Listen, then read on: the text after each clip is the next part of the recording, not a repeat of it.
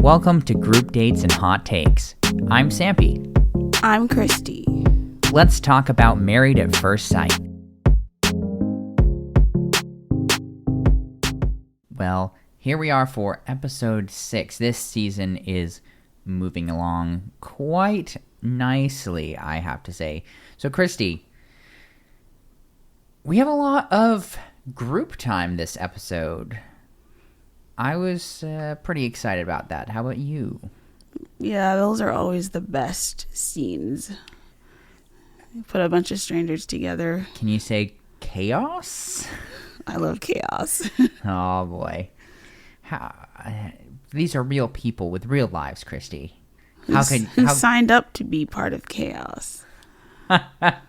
Christy has no sympathy whatsoever. Like, you should have known what you were getting into. So we are here at the end of the honeymoons, I guess. The last couple days, presumably. And we start off with a guy day and a girl day. So let's get into it. Do you want to go by couple again? Yeah, which couple would you like to start with? Ooh, oh boy. Let's start with a couple that I am increasingly becoming worried about, which is Miguel and Lindy. Well, it starts off well, this episode, because I think this was during the guys and girls day where we learned that they had sex, or more accurately, made love. Oh boy. According to Miguel. And it was apparently more passionate than he thought it would be. Felt empowered by a divine being. After all of his rejection of anything religious, the lengths to which he went here to describe this in sort of pseudo-religious terms, it was a little weird. Yeah, I thought that was strange. He's like, I felt one with the universe. What? I guess sex is really just that wonderful. Well, I also thought it was funny the way Lindy talked about it, where she says, we're doing what married couples do. I just don't understand why everybody talks around it. Instead of just saying, we had sex last night. We have to, couch it in these, other phrases and descriptions. I mean, I think it's all just part of that, the awkwardness, and then also just for a dramatic effect. Because essentially, when Lindy reveals this, she's with the ladies, and so of course it erupts in it. Oh wow, whoa, oh my goodness, really? You go, girl! Like all this craziness. So I'm sure part of that ties into it. How do you? Let me frame it in this way. How do you feel about Miguel and Lindy's relationship? Because I feel a very certain way about it, but I may just be cynical. Talk to me about what you think their chances, how you think their dynamic is together. I feel like Miguel is the one steering the ship, and Lindy wants it to work bad enough that she will go along with whatever he's saying, even if it contradicts something she said before. I feel like Miguel is kind of in charge, even though he's trying to make it seem like he's not. But yeah, my assessment was similar. I listened to Stacia's sort of Now hold on a minute here in this conversation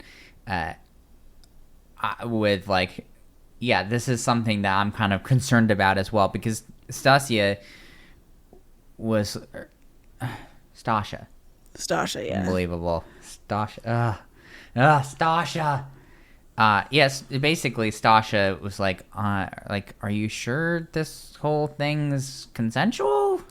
Yeah, because wasn't it just last episode that she was like wanting to take it slow and wait? Yeah, she wanted to take it slow and wait and have it be organic and natural, and he needed to have it happen. So, a little concerning. But Lindy assures her that she wasn't pressured. It was mutual. She's happy about it. It was amazing.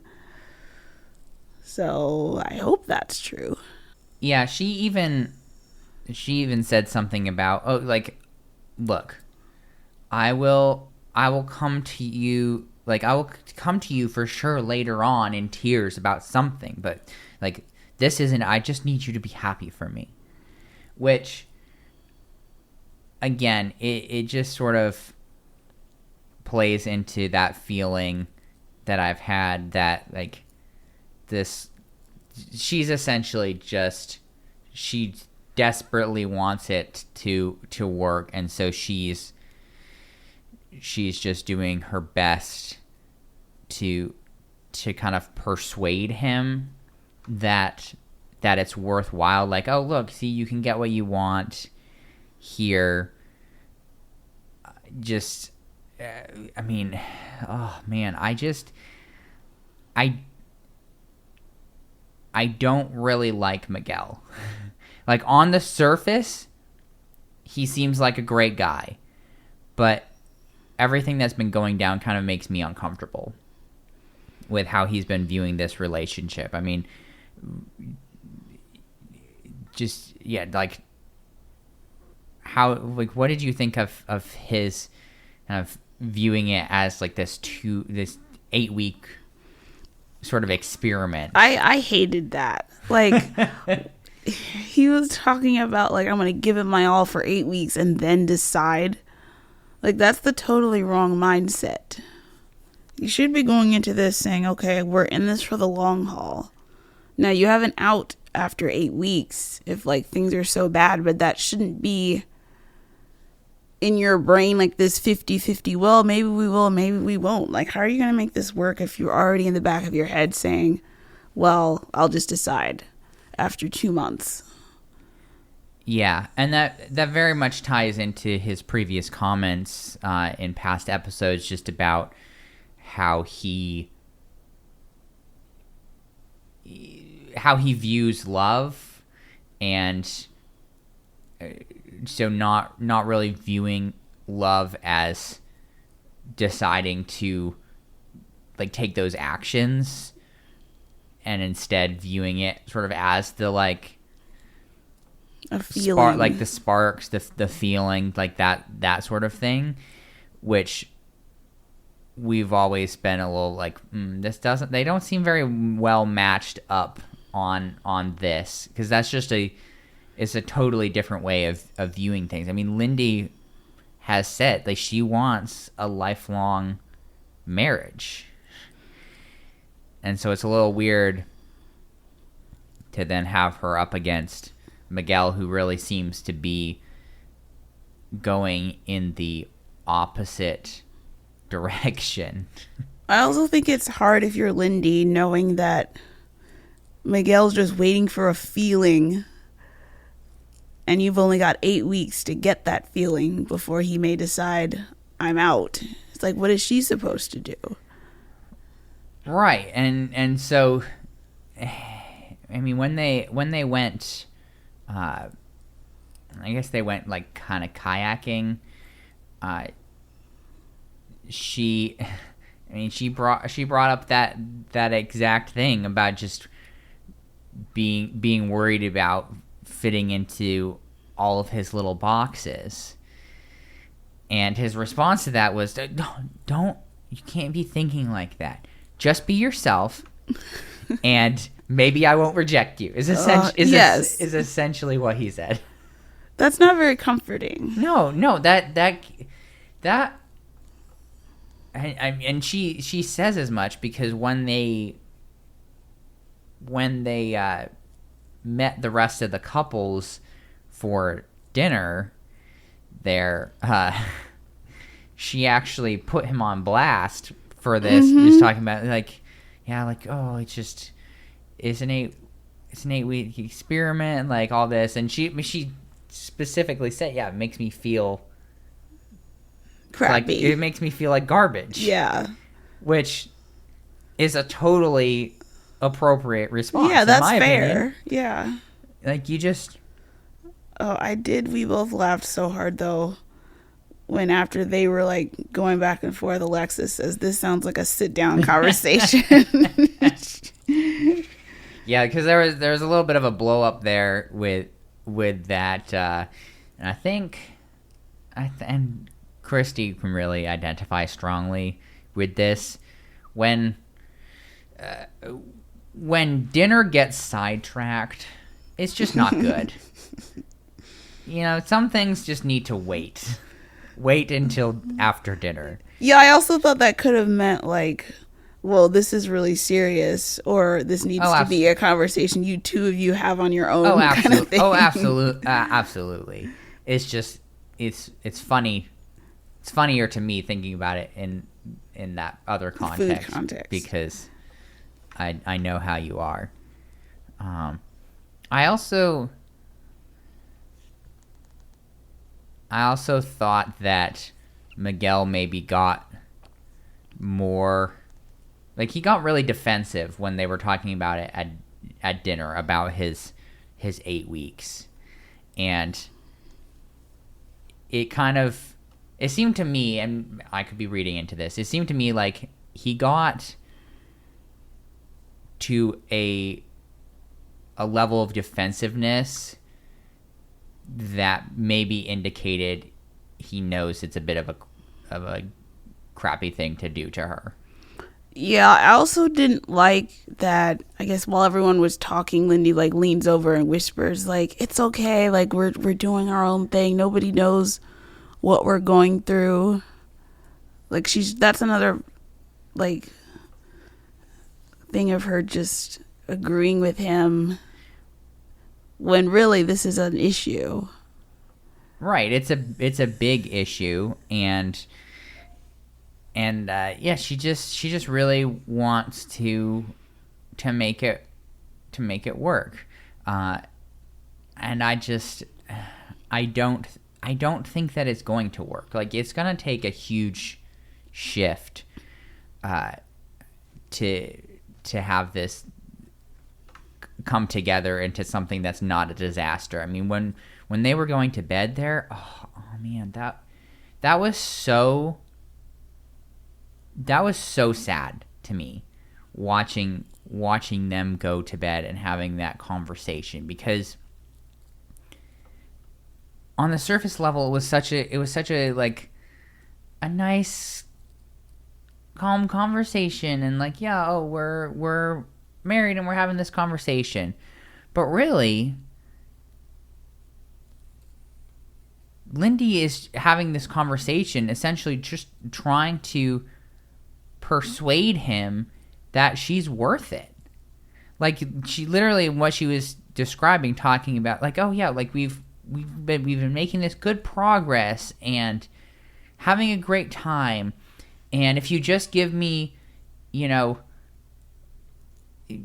don't remember the milestones she used, but like that, we'll still be growing and all this in 6 months, in a year, in 5 years, like looking like she was about to cry, like that. Yeah, she's trying so hard to smooth it over. I mean, I feel like deep down she knows that wasn't cool, but I have to save face, even though all of our friends basically called you out. Well, but even beyond that, just like how much she wants this to work, that she has to like try to like make a case that she's worth his time and that he could like, she's worth loving. That was just, that broke my freaking heart. Yeah. Also, I don't remember if this was that night or the next day, but they talked about, or she asked him, will he resent her when she's not working? Which was also interesting because I guess with whatever the physical therapist job she has, she can pick and choose like when she works. Mm-hmm. And she doesn't want him to be upset when she's not, she has the day off and he's having to work. And he just totally pushed that away. And he's like, well, we don't need to worry about that right now. I'm like, yeah, maybe we should discuss this now. Yeah, because he's in the past, he has been very specific about like he didn't want to take responsibility for, because she has student loans, right? Because she went to school for 500 years to become a physical therapist. And so having that conversation, like he didn't, and I think maybe he used this term, but like he didn't want to be her sugar daddy. Yeah, he did say which that. Which is like, what the frick? Like, supporting your spouse equals being like a sugar daddy? Like, unbelievable. But yeah, also that it seems like he's pretty judgmental in this realm. Like, he's like, oh, you have to have your crap together and yada yada. When people have different priorities, and finances aren't the end all be all, and obviously, you don't want to be in debt up to your eyeballs and all of that, but medical degrees come with debt, as we've talked about before.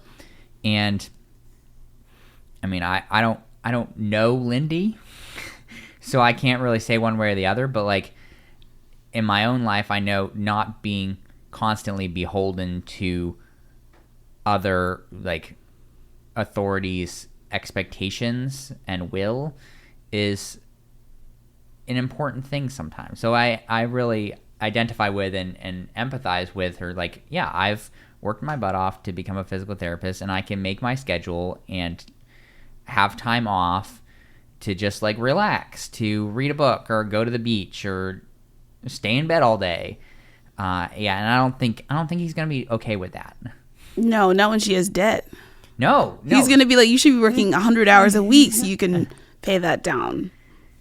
Oh man, yeah, and just his whole trivializing of that, like, oh, we don't need to get in this, like, that's the other thing that annoys me, is he uses such, like, I don't know if it's necessarily flowery, but he uses like all this language that I don't like. He's like, why would we put ourselves like in that negative headspace ahead of time? Like, we don't know it's going to be a problem. And in my mind, I'm sitting there watching that like, you're just saying this because you're not committed to this process or to Lindy, and you think that it's entirely possible that you're just going to be like, yeah, it's decision day, goodbye. Yeah, nothing he says seems very concrete. Have you noticed that? Everything is like up in the air. It's because he's a scientist, poet, nerd.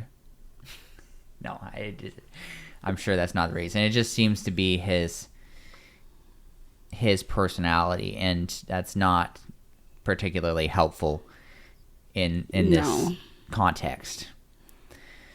Oh man, yeah. Man, I had such high hopes for them after the wedding. I know. And it's all falling apart. So, answer me this. Decision day, yes or no?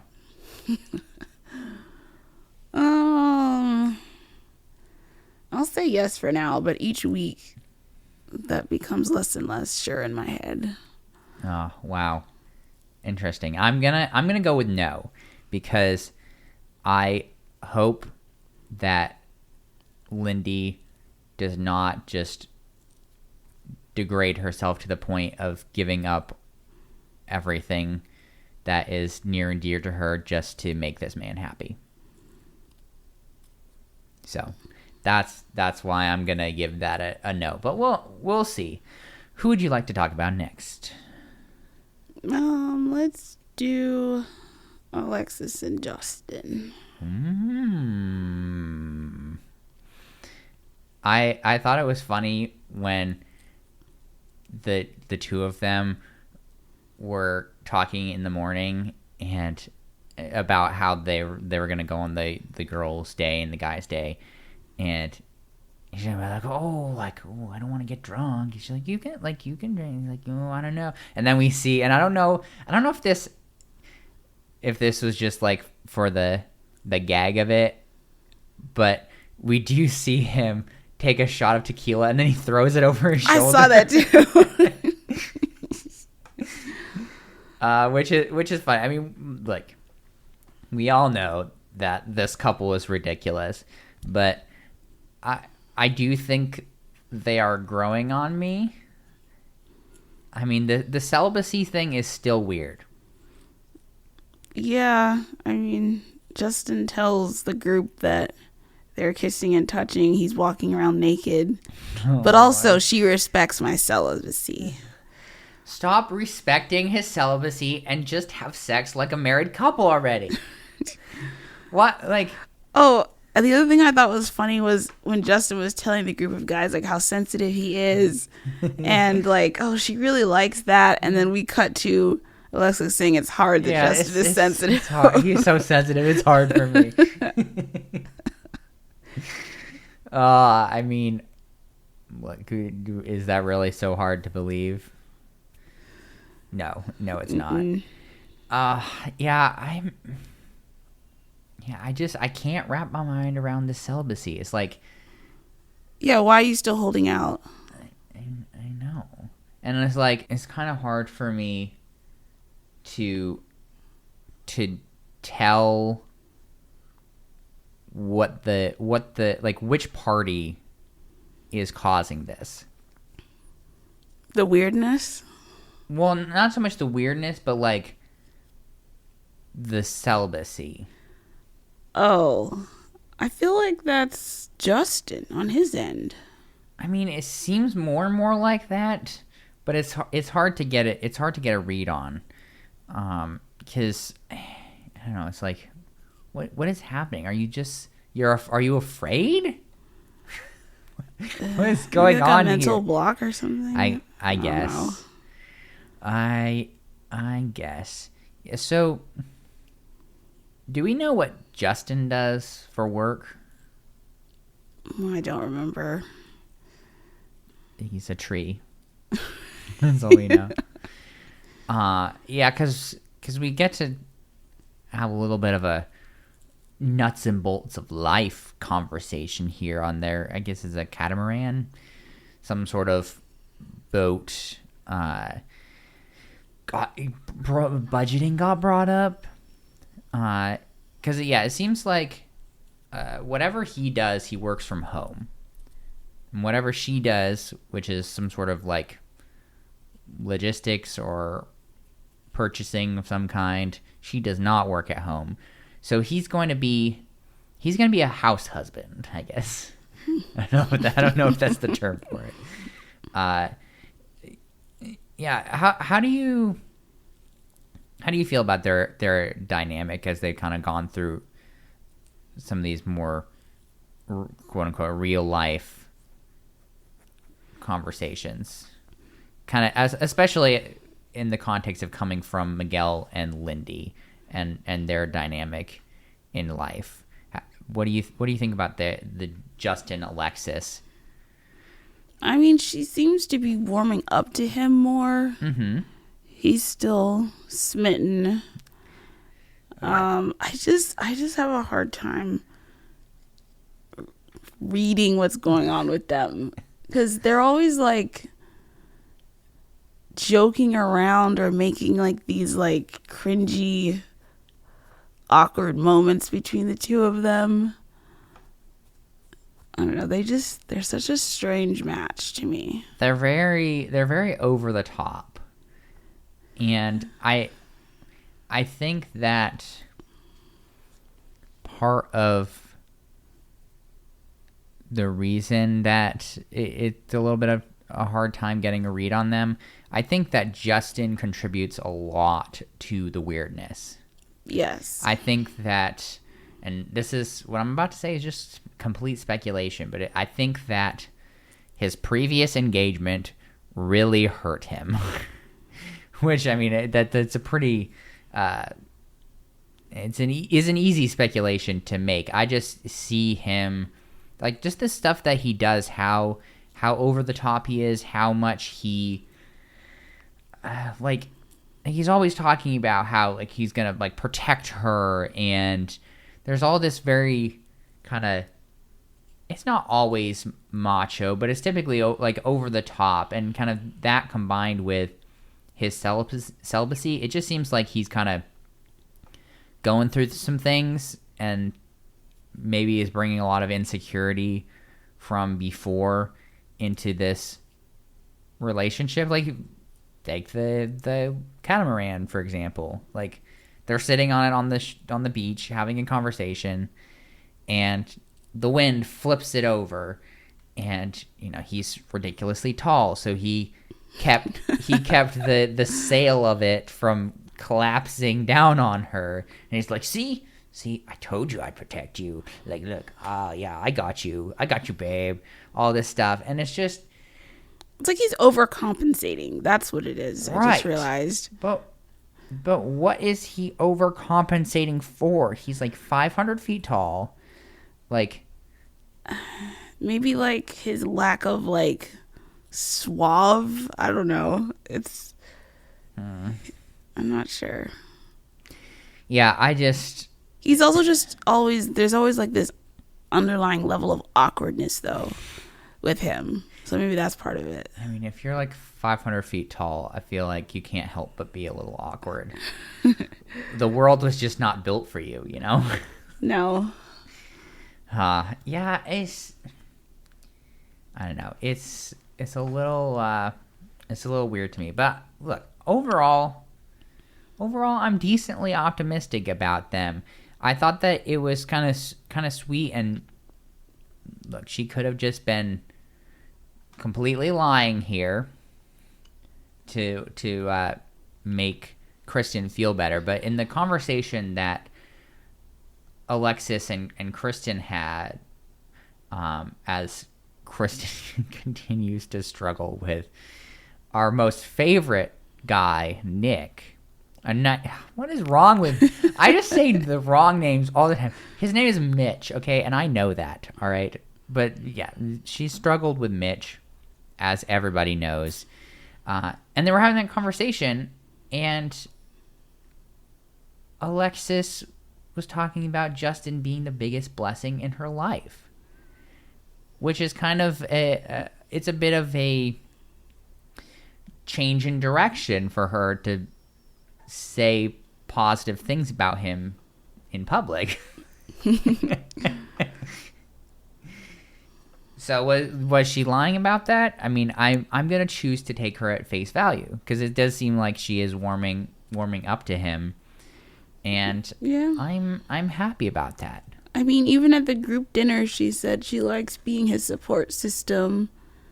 She's got a suitcase full of lingerie, so she will be catering to her man. Yeah, that was again, they can't help but be weird. There's always something. Because the context of that was they were I forget who was asking, but basically being like, hey, so Justin's just like all about you, and he's like doing all these things for you, talking in the context of him staying home and taking care of things while she's at work and yada yada, and yeah, she just had to make that as weird as possible. She's like, oh yeah, I'm his support system. I'm there for him, like, emotionally, physically. like Like he gets in the shower and I'm there. Like all this is just like I have a don't worry about it. I have so much lingerie. You have no idea. Like why you gotta be so weird about it? Everything is always sexualized. Also, she also says, "I love this man." There, I know, which everyone freaks out about. Oh yeah, everyone freaked the crap out about that. Yeah, I love this man, and you know, his little heart, that moment exploded. Yeah, it exploded. He probably just about died of happiness. After the previous denial. Oh yeah, where she laughed in his face. And unwillingness to say I love you. Oh, how skeptical Miguel was to hear that too. He's like, wow, so soon. Well, it's because he cannot fathom actually being committed in that way to this process. No, because he kept saying, "Yeah, we just don't know." Right, and you don't know, but that's the difference. And look, of course, this process fails for a lot of people. A lot of people end up divorced at the end of this, so it's not perfect. But, and I think I said something to this effect at the time. But as much as that is the case, and as much as Justin's kind of a bit of a weirdo, I do respect the committal, like the amount of, okay, we don't know what's going to happen at the end of this, but I am going to be 100% on board, and I am going to love this woman. Because obviously, like there's a component of love that is the feeling.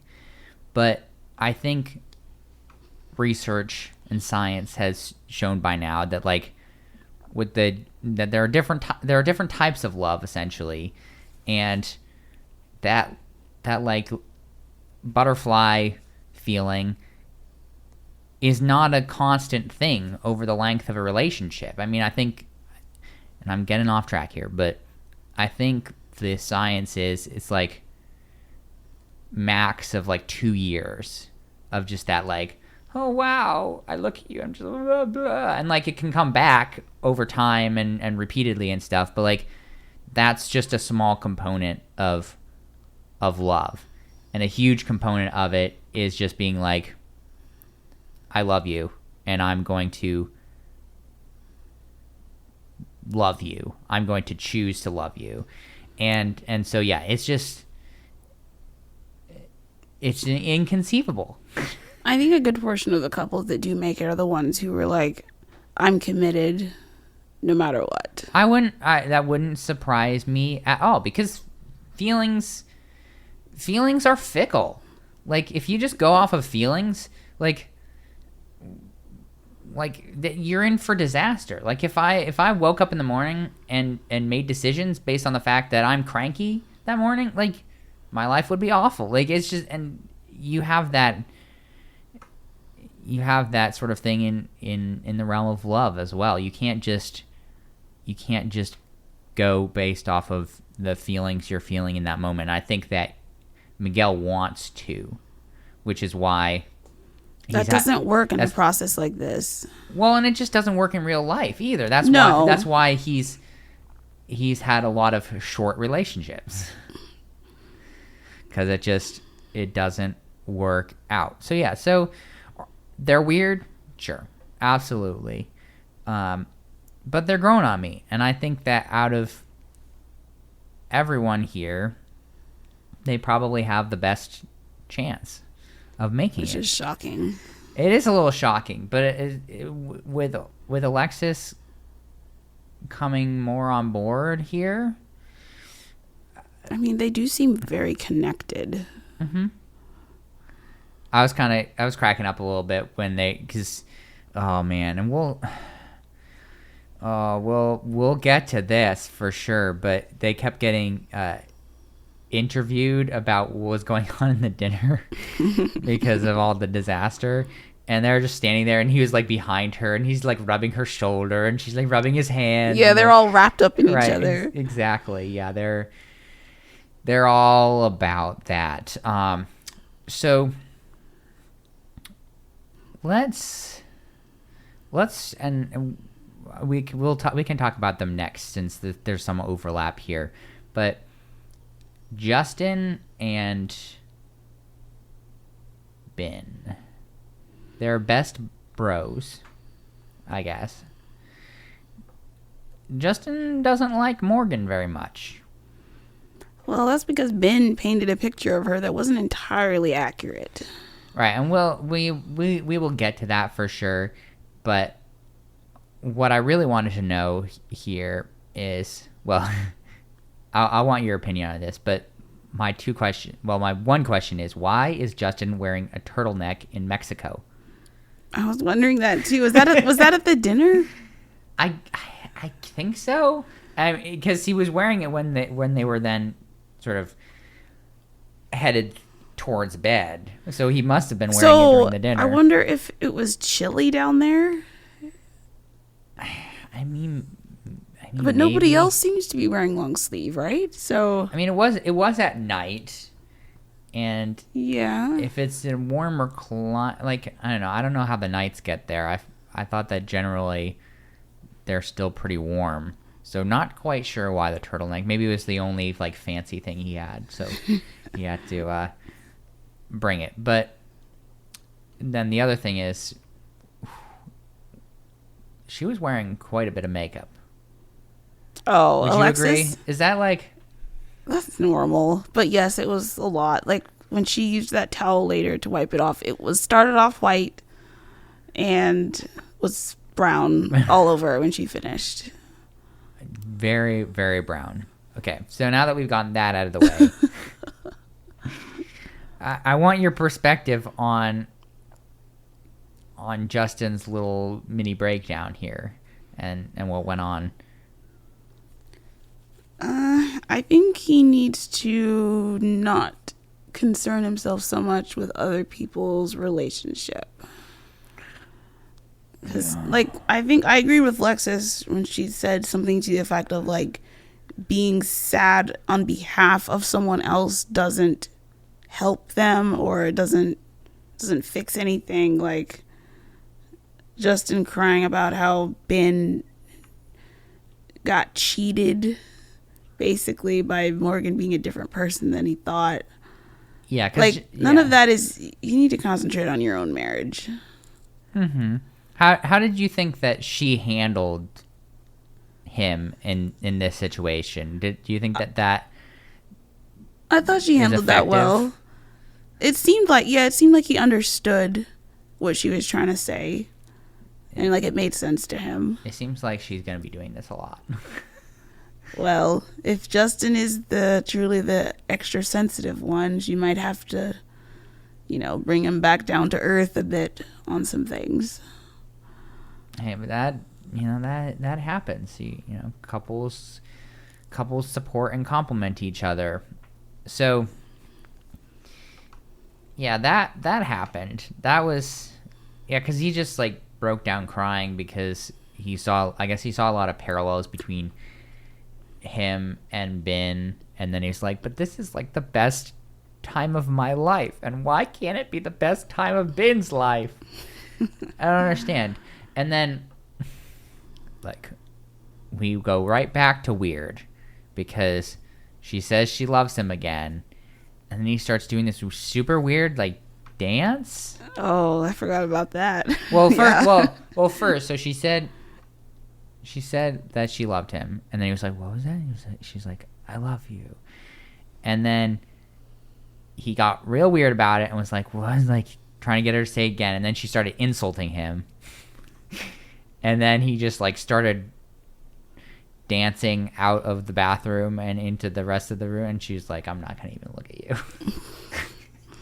you. Just always gotta make it weird. Always gotta make it weird, guys. That's just how we roll. Oh man. So we've started talking about them. Let's talk about them some more. Binh and Morgan. Oh boy. Well, nothing really seemed to go right for them this episode. I mean, it starts off with Morgan telling Binh that she doesn't have a good relationship with her dad, and I guess Binh had wanted his wife to have a strong relationship with her family, and so this is a bad start. Well, yeah, so as we know, Binh is a total mama's boy and all of that. And I really have a significant problem with his outlook on this.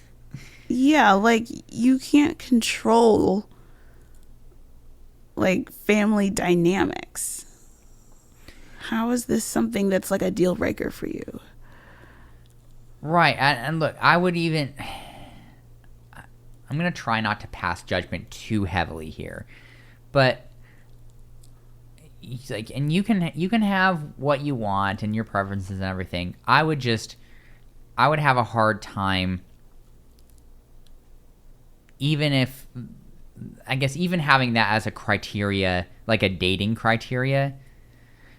Just like, oh, you have to be from the perfect family, because it's just this so unrealistic. Mm-hmm. Because at the end of the day, who really has a perfect family? And yeah, you could, like, you quantified it more with like a good relationship with your family, but that's just that seems a little bit on the arbitrary side to me. Because yeah, well, it's nice to have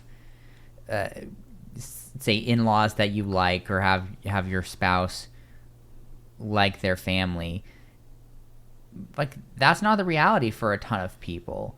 And you have a ton of like incredibly solid, well-grounded, just amazing people who come out of really tough situations. So you're just gonna write somebody off because, you know, their parents didn't meet in a refugee camp in 1975 and like get married and have the perfect relationship. Like, it just doesn't make sense, because you're blaming your wife for the actions of her parents. Like, how's that fair to her? I mean, potentially. I mean, obviously relationships go both ways, and you know, and children can, or I say children, but like adult children can make bad decisions and you know, not have a good time with their families. But based on the little we know about Morgan, like, it seems like she's estranged from her father, but I thought that was because her father like abandoned her family, right? Yeah, whatever. I feel like I remember hearing that it wasn't even her fault at all. Oh, like, no, and I would, like, again, I feel like in most cases, when you have a situation like that, is because there's some sort of issue that happened with the parents, whether they just like weren't emotionally available, or whether like they just abandoned. Sometimes that happens. You know, they abandoned you, like, whatever it is. That's like, not her fault. It's just such an unrealistic thing to expect on a show like Married at First Sight when you don't know who you're getting matched with. Yeah, but he listed on there he wanted somebody who had a perfect family. Well, you know, he should know by now, after this many seasons, that if you give the experts something, they're probably going to give you the opposite. Oh, absolutely. If I were to go on Married at First Sight, I would go through their 500 question survey, and I would put the opposite to every single thing, so that I got the perfect person. Yeah, this... And then it continued. It really did. Because he wanted someone he could build financial freedom with, and he's not sure how that's going to work with her wanting to go back to school. Right. Can we rewind a little bit, because I also wanted to briefly touch on, and I feel like the intention was good here, but it didn't necessarily come off in the best way. Been talking about essentially he wants a relationship plan. Like he wants, okay, we're going to talk about these super important things, and then in 3 days we're going to talk about this important thing. Like that's kind of what it seemed like, which obviously you need to have deep conversations. You need to have the sort of logistical conversations that come with being married and everything. It seemed like a little, he's not very flexible, put it that way. Not very flexible at all. But yeah, tell me about the whole like financial component. Well, she assures him that he won't have to give her a cent, that she'll just pay everything back herself, but he doesn't seem willing to budge at all on the financial part. Right, and this is just, again, going back to his inflexibility, because, and I don't know the smallest of details, but it seems like, I'm not gonna paint Morgan as an angel here, because I think there are issues with her as well. But in this context, I honestly do not see the big deal as a whole. Like I get his feeling upset and feeling that she misrepresented herself to some degree, and I don't know if she actually told the experts or put on her survey that she had her bachelor's. Yeah, I was confused on that too. Like, what did Binh think she had? What did she tell the experts? Because it sounded like maybe she was like, "Oh, I have my bachelor's in nursing," when she basically said she has one class left, which she basically has it. She just needs to finish it up. Yeah. So I don't really know what's going on here, because there are some layers here. Because first of all, you don't have to have your bachelor's degree to be a nurse. That's where I think Binh thought that. I think Binh heard, "Oh, I don't actually have my bachelor's," as she's not actually a nurse, which is incorrect. So he'd like jump to conclusions from him not understanding the nursing field. Right, and because there are multiple levels. Like it's possible that she's like an LPN. It's possible. I think in some areas you can get an RN with an associate's degree, but then like you can sort of take it to the next level by getting your bachelor's. I don't think it works totally the same in every area. But then like she was talking about, she wants to go to NP school, nurse practitioner school, which is like, again, it's like another level, which is sort of like the master's level there. And so I don't know, maybe it's hard to know what's going on here, because it felt like she was embarrassed that she didn't have her bachelor's, and whether that was because like she misrepresented it and felt bad that kind of she got caught in that, or it seems like maybe she was embarrassed before getting found out. And I'm not totally sure why that is. Maybe like she's a little on the older side, right? Yeah, I couldn't figure out. Like, doesn't have her bachelor's yet. Like, if that's a source of embarrassment. I also I don't know. I feel like it could be even more of just a benign thing. Like, maybe because I'm assuming all of this paperwork surveys happened months ago, right? Like, it's possible that she's like, yeah, like, I'm my bachelor's in nursing, because like she had one class left and she was going to finish it and have her BSN, and then she just didn't get around to doing that last. Like, I don't know, but yeah, either way, it was really just not fair of Binh to just first of all jump to conclusions about it and then go tell Justin. Right. I don't think it was great that she misrepresented that. It's just hard to make a judgment one way or the other without really knowing why she did that. But then, and I think, look, this is my assessment of the situation. I think that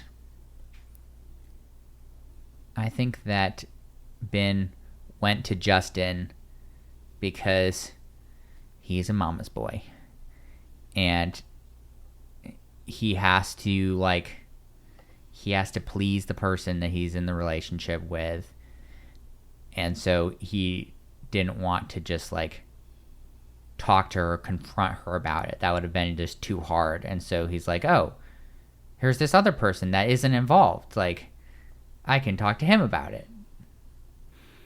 And so he did, and he betrayed her. Yes, broke her trust. She was very upset. Yes, because I guess I don't think we saw this footage, but it seemed like it was implied that she had specifically not. It was like she had specifically asked him to not tell anybody about that specifically. That was the part that was confusing. Why would it matter if anyone knew she had one class left?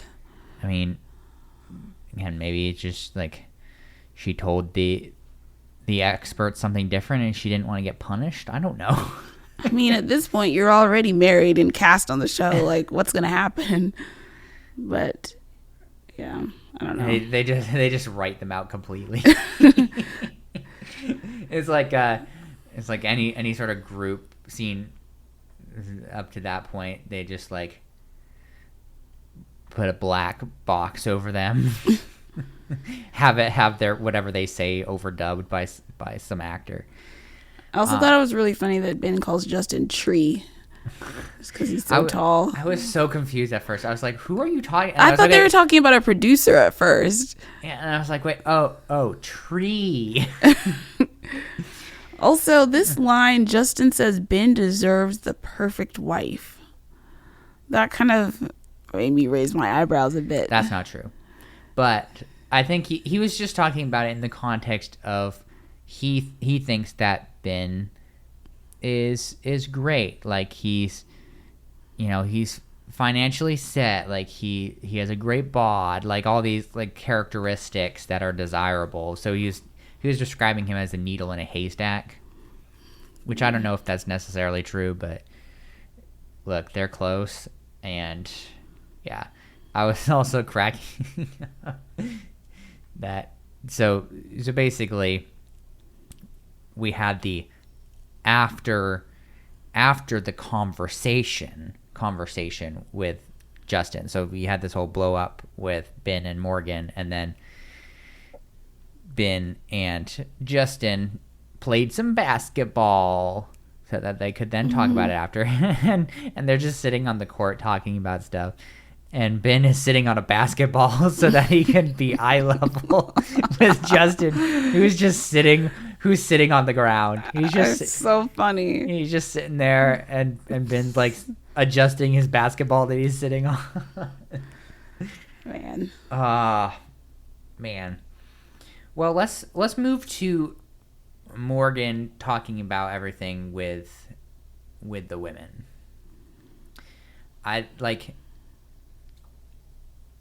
She remains very upset about this.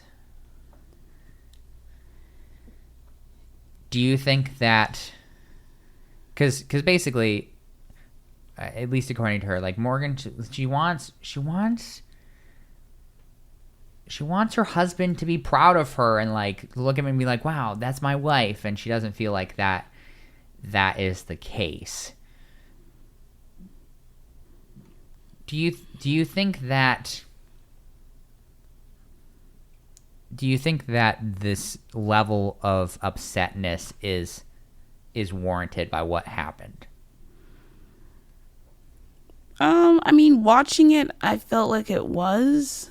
I don't know if having more time to think about it, maybe it was a little more extra than it needed to be, but I understood what she was coming from, wanting her husband to trust her and all that, and or her wanting to trust him and then him breaking that trust by just blabbing to other people. Yeah, and I I get that, and it would definitely be hard to deal with, especially having sort of said that in confidence. He just does maybe seem a little bit extra. Like it's sort of the type of scorched earth type response that,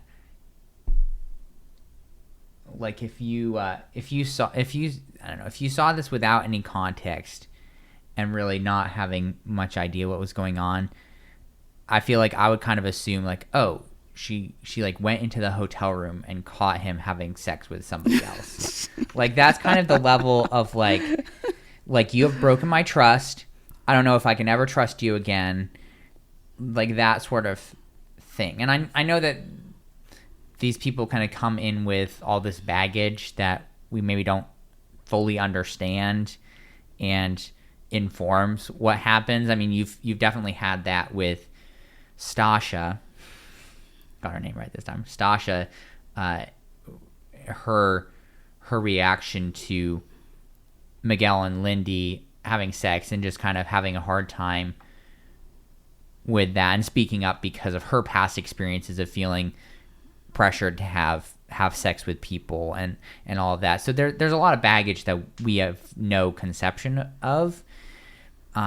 It's a little weird with our limited amount of information to look and be like, yeah, he was a butthole and an idiot to just go to somebody else instead of just being honest and having conversation directly with her about like, hey, it like hurt my feelings that you seem to have misrepresented this, and like this is why, and like let's talk about that instead of going to somebody else. But yeah, it's like watching them through this episode. It's like watching a couple trying to like rebuild their marriage after infidelity. Like even like he like says, he's like, yeah, like, you know, I know like words don't really mean them. Like I have to show you every day, and I have to rebuild that trust. And like, I don't know. Maybe I'm just... the thing they were arguing about was not worth all of that. I mean, it's just a class. Right. I mean, and I think it just spiraled out of control because of her seeming embarrassment about it and his inflexibility, because he doesn't, like, he wants a very specific thing in life, it seems like, and he's worked really hard to make that happen. And it's like, hey, guess what? You're married now, and priorities change. And also, like, what? I also want to say, and I keep going on about this, but like, what the crap? Like, she has student loans, but she's in a field that will never go away. Like, she could probably, once she, assuming she doesn't have her RN already, once she finishes her degree and gets her RN, like, presumably, especially right now, she could, like, go somewhere in the country for like 3 months and probably pay off all of her student loans. Like, that's how insane it is for travel nurses right now. Yeah. Like, the amount of bank you make. And now, of course, that may not be what she wants to do, but like, you have so much potential as a nurse. Like, it's not like she went and is getting her bachelor's in, like, you know, like, underwater basket weaving that, like, nobody is ever gonna pay you to do. Like, it's so weird to me to see his reaction to this, because what she's doing totally could fit with, like, his, like, financial strengths. And maybe just the problem is that he doesn't want to do anything, meaning he's somebody who, I don't know if are you familiar with FIRE? Fire? Yeah, I believe it stands for like financial independence, retire early or something like that, where basically you like do everything in your power, you like live as low under your means as possible, or live beneath your means as much as possible, like save as much money as possible, like buy real whatever it takes, but like basically build all this stuff so that you don't have to like work. Oh, I forgot Binh was the super frugal one. Oh, he is so frugal. I forgot all about that. Yeah. So I don't that makes more sense. So I don't know, like I don't know if maybe part of the disconnect is he just like he's trying to build himself into a position where he just like he doesn't have to be an engineer anymore, like he can just go like volunteer for the rest of his life or whatever. Maybe. And he sees that as being threatened because this is the guy who didn't want his AC on or whatever. So. No, he leaves his window open to dear. get some air circulation. Yeah. So I don't know. Maybe that's causing some issues because, a nurse, there's a lot of earning potential there, but typically, people spend a while as a nurse. Like that tends to be a career. So maybe that's factoring into this. But what did you think of Morgan's whole spiel about coming home after work and not wanting to do anything, basically? I mean, I relate. Well, more specifically, like, don't want to take care of anyone, I guess. I don't know. It seems like she's going to have a major adjustment coming home from work now, being married and having another human being there. She can't just, like, zone out for the evening. Yeah, and look, again, I empathize with not wanting to like have to babysit somebody, not wanting to be like, oh well, I just worked a 12-hour shift as a nurse and I'm coming home and I gotta make dinner for Binh, or I have to like do all this stuff. So like I get that. It did seem like it was a bit much, and I don't know if that was partially like in reaction to everything that had happened throughout the episode. Like, wow, like I'm not gonna put up with anything. Like I'm not gonna do stuff. But it did seem a bit selfish. Yeah, like there's no room for Binh in the equation. No room for Binh. Yes, the people brought it. They're like, how does Binh fit into all this? She was like, I don't know. Yeah, I mean, she did say they had a conversation after dinner where they like talked about schedules and stuff. Well, her quote was after, how does Binh fit into this? And she was like, that's the hard part. Oh, so awful. Oh, yeah. I was also cracking up at Justin and Alexis here because as all this stuff was going on, they're just like whispering to each other, like, "Oh my, oh dear," like. And then I think this was Alexis who said she just wants a roommate, and he's like, yeah. Oh, the peanut gallery over there commentating. So funny. Which is look, I think it's a little bit of a valid concern. Yeah. Marriage comes with a lot of sacrifice and compromise, and yeah, I don't know how they're gonna handle that, because she's very busy as a nurse, and she, I think, based on their marriage episode, like she works out like 5 times a week and does like Muay Thai and all of this stuff, and he works out a lot as well. Maybe that's the only time they'll see each other, when they work out. Who knows? But yeah, which couple next? Well, we only have 2 left. Kristen and Mitch. I forgot we hadn't gone over Stacia. Jeez, this is gonna be a long episode. Before we move to Nate and Stacia, relationship analysis. Decision day, yes or no? Binh and I'm Morgan. going to go with no. I'm going to go with no as well. I don't know if they have what it takes. Let's talk about Nate and Stacia. So apparently they haven't had sex yet. Nope. And Miguel asks why. And Nate gives this long spiel about lacking understanding, vision, and goals if you just jump into it straight away, and Miguel is not buying it. Yeah, it's like, at all. It seemed like he was maybe worried that, like, if they just had sex, that it would hurt their relationship somehow.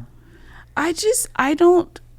Every season on Married at First Sight, there's always a couple or two like this that's just holding out for some reason, and I don't understand. Why? Think of all the hot sex you could be having this whole time. Exactly. Like, why? Like, what? I don't understand what is to be gained by just waiting. I don't either. I also thought it was funny how skeptical Miguel was. He's like, really? What? Really? And then it cuts to footage from the bachelor party with the stripper. That was funny. Oh, yeah. Mm-hmm. Well, how about their little picnic brunch here? Oh, yeah, with the spider. Yeah, they both did not like this bug. And I also... So, the other thing that I caught briefly... So, I guess that date was, like, something that Stacia had organized. Well, organized in quotes. I feel like the producers really are the ones who set all that up, and then they get to claim credit. Well, they probably for it. set it up. I guess the question is that like an idea that she had? Because it didn't seem like he was particularly into it. I also... Yeah, I don't know. Talk to me about therapy. Well, yeah, she reveals she's been to therapy and asks if he would go with her. And then he, like, asks, well, would this be if there's a problem or just, you know, to go as a preventative thing? And she says more about getting tools to, like, help the relationship. And it's there was some, like, clever editing here. It seemed like there was, like, pauses and stuff, but he eventually does say he'd be down to go. Yeah, it's the same sort of thing that happened with the post-nup. And I don't know if this is just editing or like it never seems like he's actually on board, but he's like, "Oh, sure, whatever." Yeah, they always edit in like this pause or him looking like he doesn't want to say yes, but then it cuts to him saying yes. So, I guess the question is, do you think that that's an accurate picture of the situation? See, I don't really trust editing on these shows. Anytime there's a cut, I'm like, okay, what did you cut from? What was cut out? It's very hard to trust when we keep, every time the next person talks, there's an obvious cut. I don't trust the editing, but at the same time, I also don't trust Nate. So...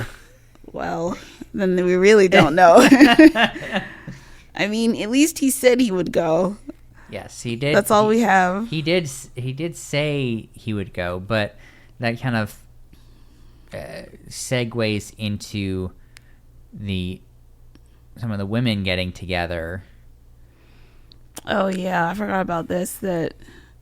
So Lindy says that Miguel has been questioning Nate's authenticity about how he's always on his phone and taking videos. Yes, that was, oh man. That was also funny because she's like trying to frame this as like, look, like Miguel and I, like we just overthink together a lot, but like I haven't looked at my phone once here, like that sort of thing. Like, yeah, I just, I never look at my phone, and then Nate's over there like she's like miming like him holding up the phone, like taking selfies. Yeah, I believe the word she used as well was curated, which I do think is probably an accurate term based on what we've seen. I'd agree. Sorry, go ahead. I mean, Stacia doesn't seem too shocked to hear this either. No, she's worried. Yeah. She's like, yeah, no, I have had the same exact concern when he left me for dead on the ATVs as he's going around taking selfies and videos for Instagram. Yeah, that made me very uncomfortable. It's like, you can't even pay attention to your wife on the freaking honeymoon. And now I'm wondering, there's a whole bunch of footage of Nate doing this more, I guess, that Lindy and Miguel have noticed. Like, when else has he just been like, arm up in the air, video for Insta? Oh boy. I mean, a lot apparently, if they've come across it and noticed it enough to be like, Interesting. Also, we learned Stacia is building a home from scratch and wants Nate to live with her. Yeah. Which, I don't want to be too weird and stalkery, but I think I found the land she's building it on. I had to do some research, okay? I was curious. Yeah. This could be going in a bad direction. I think that there's maybe not a ton of trust here. Yeah, I feel like Nate's here for followers. No. Don't say that. He would never. He would never try to get more subscribers for his day trading YouTube. Yeah, And then, like, after dinner, he says he's falling in love with her. Yeah, that was kind of a weird conversation, because they laid there in bed. She's kind of talking about the concerns, and basically being like, what is your intention? And this is probably the thing that is, and maybe this is a weird thing to get hung up on, but this is kind of the biggest red flag for me, is how he responds to this stuff. Because this exact same thing happened with the post-nup, where she brings up a concern, and he's like, "Oh, why you do me like that, babe? Like,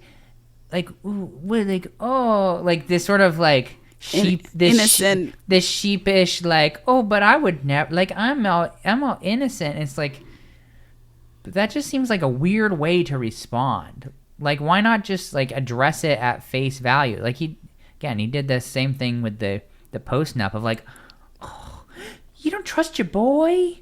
Like, no, I don't trust your boy, because you're acting real weird.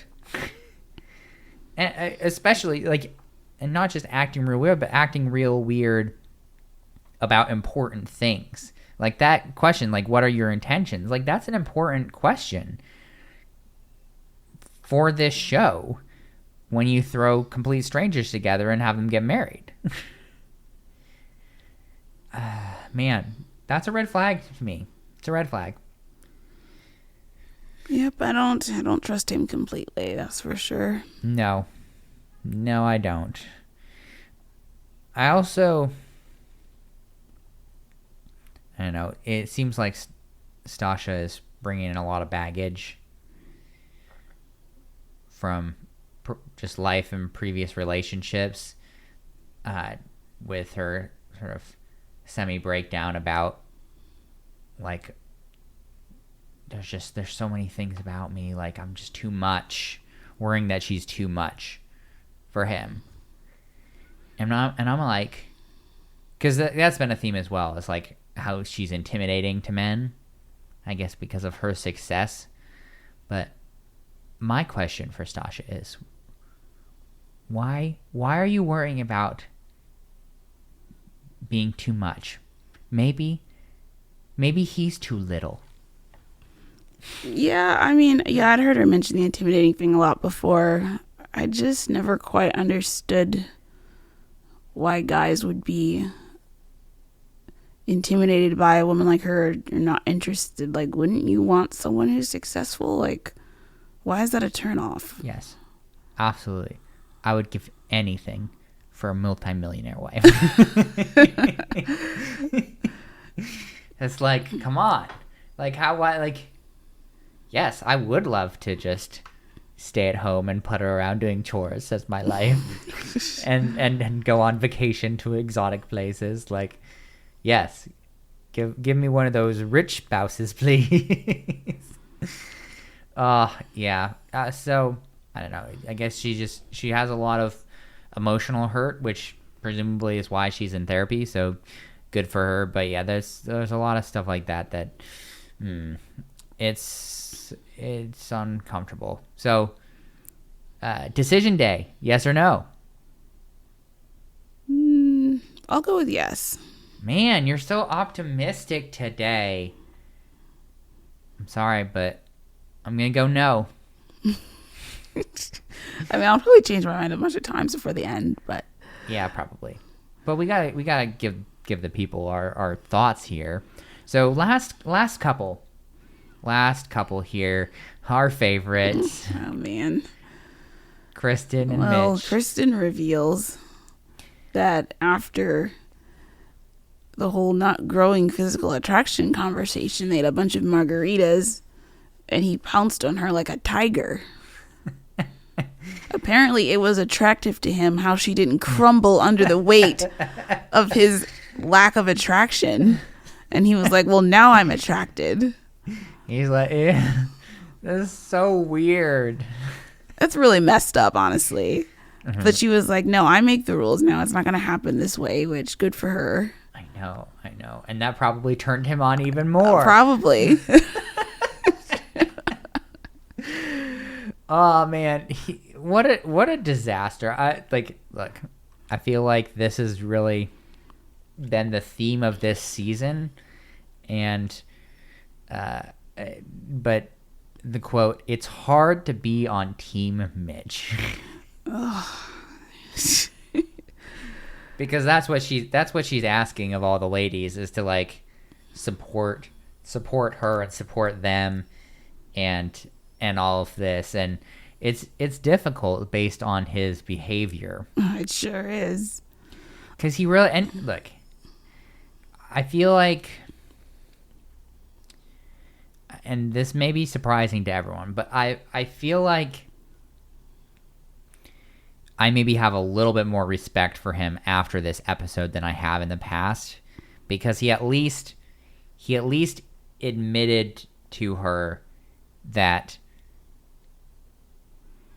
he knows he's been an idiot and has like been throwing out ridiculously mixed signals. Yeah, he also on After Party said he wished he would have handled things differently. No crap. That he got lost in the moment. He lost in the moment, lost in the tequila.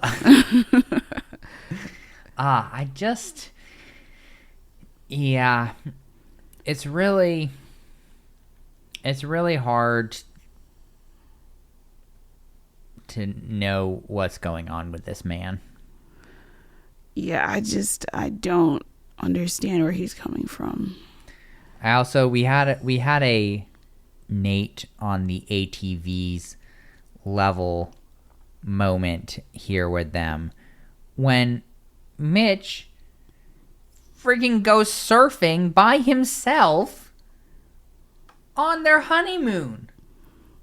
You know, gotta get in that water activity. What are you doing? And like Kirsten has to like put on a brave face and be like, yeah, I love watching him surf. Yeah, I love supporting him in the things he loves to do. What the frick?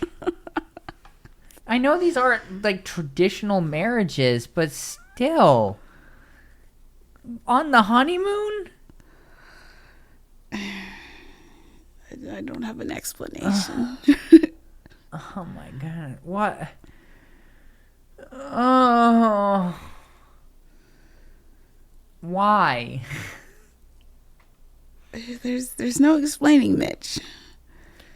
People, listeners of the world, if you get married, do not abandon your spouse on your honeymoon. Don't do it. It should be common sense. It should be common sense. Nobody should be abandoning their spouses on their honeymoon. But here we are, having to say this. This is ridiculous. Well. I also think that, this is my final thought of all time, but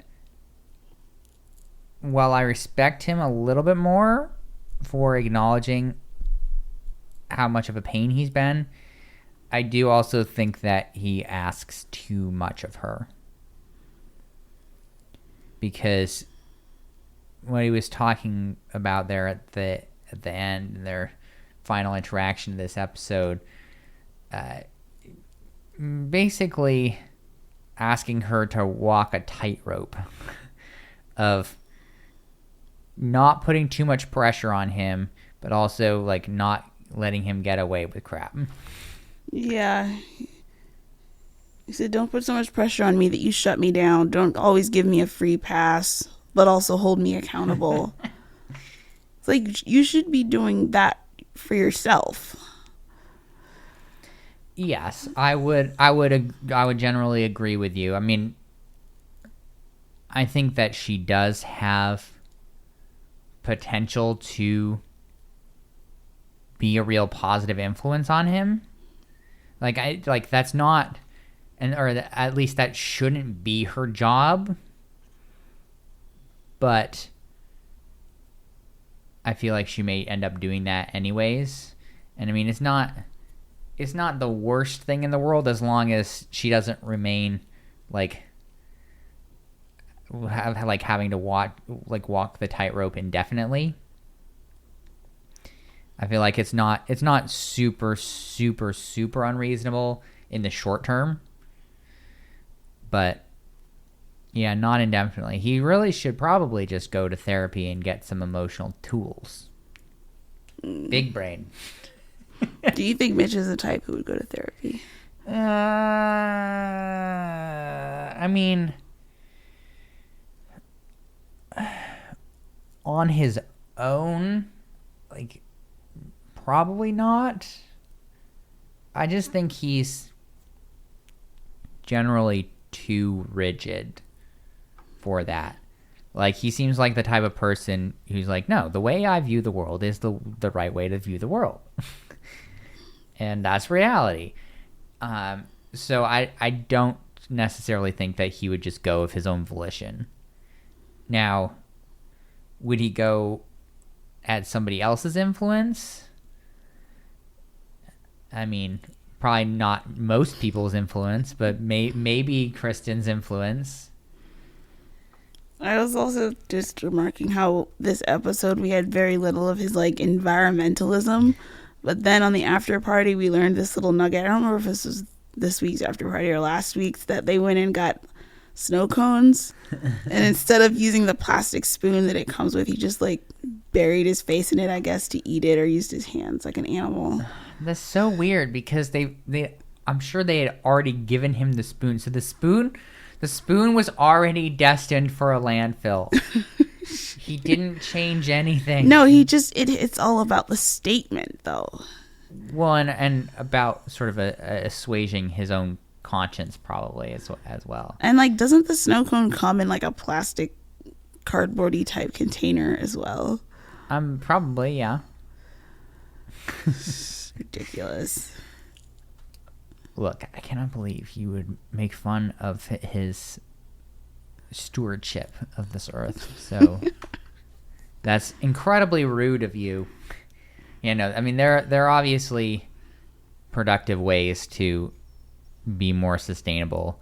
I just feel like sometimes he chooses things that just solely make him feel better versus actually making any sort of difference. But that's just been my read on this situation for him.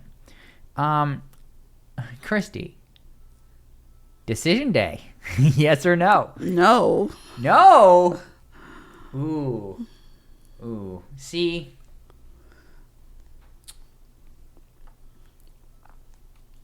Unless Mitch turns it around, I don't see how this isn't a no. I think I'm gonna divert from you briefly. I'm sure next week I'll be back on the no, but I am gonna say yes for now, just because I think that Kristen is a solid enough person that this could work. Because I don't think that Mitch is a robot. Like, I don't think he is devoid of personhood or anything. Like, and so I think that Kristen seems like a super strong person, and so she's not going to take his garbage like we've seen with like the ultimatum, where she's like, if we haven't gotten to the end of this and have had sex, or like I've gotten an I love you from you, like this is just over. Or even like that she's like, look, you can't give me all these mixed signals and then just be like, yeah, I am gonna have sex with you because like you didn't start crying when I rejected you, and so that means you're strong. I feel like she's had very solid responses to everything, and as maybe weird as it is that it maybe takes this, I think that that's maybe a language that Mitch understands. I think if this marriage works, it's because of her. Oh, absolutely. I'm not gonna deny that. But I think at this point, I think there is maybe some potential there. But yes, 95% because of her not rolling over and not being willing to be treated less than like as an equal and as somebody who like is deserving of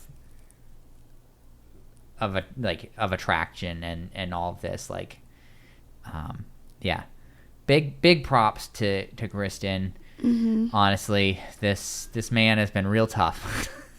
Man,